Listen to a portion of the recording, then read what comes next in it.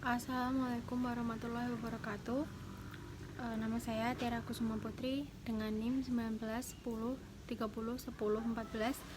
dari kelas 4A2 Prodi S1 Fisioterapi Universitas Aisyah Yogyakarta. Di sini saya akan menjelaskan praktikum tentang postnatal patologi. Nah, perubahan fisiologis pada wanita hamil. Yang pertama yaitu ada payudara membesar, kemudian payudara membesar itu dikarenakan akan menghasilkan ASI atau disebut dengan laktasi. Kemudian uterus masih dalam kondisi membesar atau harus mampu untuk mengecil kembali. Kemudian yang ketiga ada perubahan pada jalan lahir. Nah, untuk yang pertama yaitu laktasi pada ibu hamil. Yang pertama ada pemeriksaannya. Untuk pemeriksaannya yaitu pengeluaran ASI. Kita akan memeriksa untuk pengeluaran ASI itu sendiri apakah sudah lancar atau belum. Kemudian yang kedua akan dilakukan pemeriksaan adakah lecet atau memar atau luka di bagian payudara.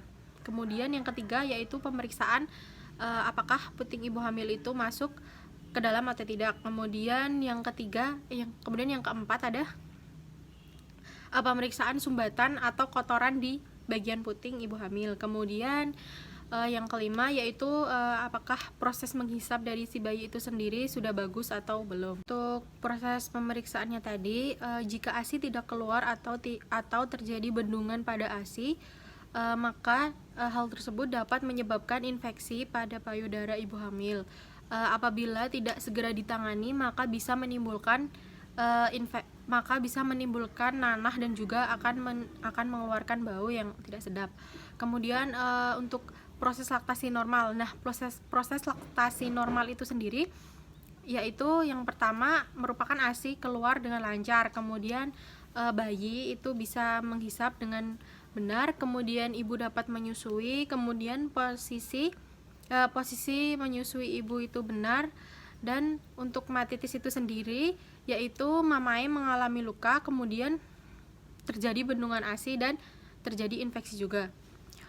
Untuk tanda-tanda infeksi itu sendiri ada kolor, rubor, tumor, dan juga dotor. Nah, untuk kolor itu adanya rasa hangat, kemudian rubor itu terjadi perubahan warna seperti kemerahan dan juga kebiruan. Kemudian yang ketiga itu tumor, yaitu adanya bengkak pada daerah yang luka atau infeksi. Kemudian yang keempat yaitu dotor, yaitu adanya nyeri pada luka tersebut. Nah, yang kedua yaitu involusi. Involusi itu di bagian perut, kemudian di bagian uterus. Nah, untuk uterus yang membesar pada ibu hamil biasanya uterus akan mengalami pembesaran dan harus mampu untuk kembali ke bentuk semula atau mengecil ke bentuk semula. Apabila uterus tidak mampu untuk kembali ke bentuk semula atau tidak dapat mengecil, maka akan mengakibatkan infeksi dan pendarahan yang biasa disebut subinvolusi.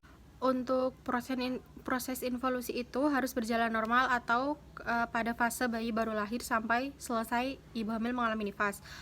Uterus akan mulai dari setinggi pusar sampai tidak teraba atau ukuran kembali normal atau seperti buah pir. Nah, untuk tinggi pundus uteri itu yaitu dari bayi lahir itu setinggi pusar. Kemudian untuk bayi berumur 1 minggu itu uterus tinggi pertengahan pusar sampai simpisis. Kemudian untuk usia 2 minggu pundus uterinya itu tidak teraba atau di atas simpisis. Kemudian untuk usia 6 minggu yaitu sudah kembali normal, dan usia 8 minggu sudah normal kembali seperti sebelum hamil. Nah, untuk cara penyebutannya yaitu yang pertama itu 1 jari di bawah pusar, kemudian 1 jari di atas simpisis. Kemudian ketika ditekan atau diraba maka akan terasa seperti ada balon seperti itu. Nah, yang ketiga yaitu ada jalan lahir. Pada jalan lahir akan terjadi trauma atau berupa robekan yang berupa dapat dibuat atau tidak dibuat. Luka akan sembuh dalam kurang lebih 7 hari. Walaupun otot belum kencang, jika tidak sembuh maka akan menyebabkan luka atau infeksi yang kemudian akan mengeluarkan nanah dan muncul masalah patologis. Nah, Untuk permasalahan patologis yang ada yaitu ibu akan mengalami masalah buang air kecil dan juga buang air besar. Kemudian ibu juga akan mengalami masalah mobilitas untuk bergerak, untuk ke kamar mandi, kemudian untuk bekerja dan lain-lain. Untuk resikonya itu ketika ibu mengalami masalah-masalah atau gangguan patologis itu, maka akan dilakukan penjahitan lagi atau disobek atau dirobek kembali, kemudian dijahit kembali. Nah, untuk selama masa ibu hamil mengalami nifas, maka ibu hamil akan mengeluarkan losea atau cairan yang berasal dari kavum uteri yang keluar melalui vagina. Nah, di sini losea yang keluar memiliki tiga jenis. Yang pertama yaitu losea nibra, yang dimana itu berwarna merah, kemudian seperti darah segar, kemudian akan muncul 2-3 hari. Nah, untuk yang kedua jenis loseanya yaitu losea sangui lenta. Nah, ini akan berwarna merah kekuning-kuningan, kemudian berupa darah dan juga ada lendirnya sedikit dan akan muncul 3-7 hari. Untuk losea serosa itu berwarna merah muda, kemudian akan berubah warna menjadi kuning dan kemudian setelah pada masa 7-14 hari maka kemudian menjadi tidak ada bercak darah atau tidak ada darah yang keluar. Kemudian yang terakhir ada losea alba. Nah, untuk losea alba ini merupakan cairan putih yang berbentuk seperti krim, kemudian berlangsung selama 2-4 minggu, pada hari ke-10 akan hilang. Untuk losea alba tadi.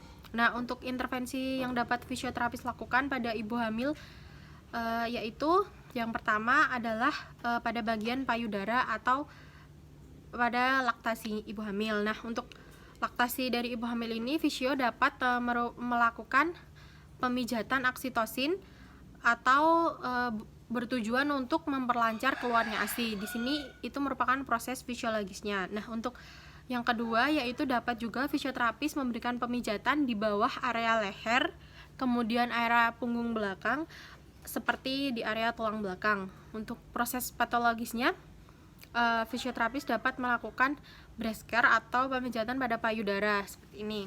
Nah, untuk terapi breast care ini, untuk pemijatan breast care ini bertujuan untuk memperlancar ASI, kemudian mengurangi rasa nyeri pada daerah payudara, kemudian juga mengurangi bengkak pada bagian payudara. Nah, untuk yang kedua yaitu dapat melakukan terapi panas dingin atau seperti dikompres es, kemudian diseka oleh air hangat. Nah, untuk pada bagian uterus atau involusinya, fisioterapis dapat melakukan beberapa tindakan. Namun jika terjadi